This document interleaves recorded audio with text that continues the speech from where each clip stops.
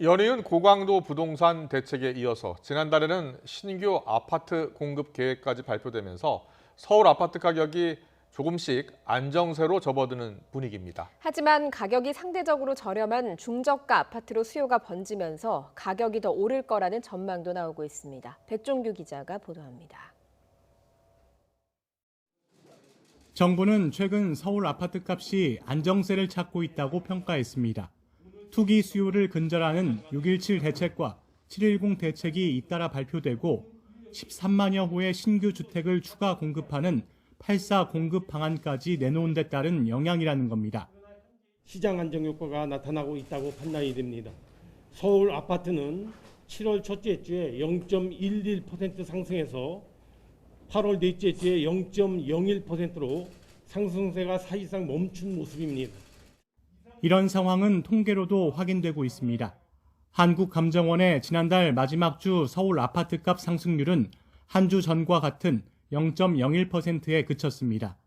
특히 강남구와 서초, 송파, 강동구를 일컫는 강남 4구는 보합세를 기록하기도 했습니다.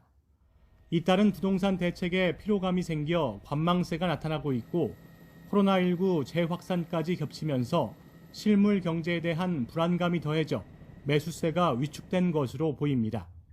하지만 9억 원 이하 중저가 아파트는 상황이 다릅니다. 정부가 다음 주 태릉 CC를 포함해 내년 사전 분양 물량 3만 호의 계획을 밝히겠다며 공급 신호를 보내고 있지만 중저가 아파트들은 신고가 행진이 이어지고 있습니다. 최근 매수세가 줄긴 했지만 여전히 매도자 우위 시장이 이어지고 있는 건데 노원과 도봉, 강북구의 중저가 아파트들은 9억 원 선에서 이른바 키 맞추기를 하며 가격 오름세가 계속되고 있습니다. 금천과 관악, 구로구도 상황이 비슷합니다. 자금을 끌어모아서 주택 투자에 나서는 수요가 이어지고 있습니다.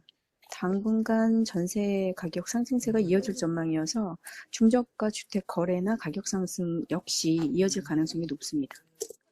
다만 전문가들은 중저가 아파트들이 노후된 곳이 많아 수도권 입주가 본격화되는 시점에는 가격 하락에 가장 먼저 노출될 위험이 있다고 조언했습니다. YTN 백종규입니다.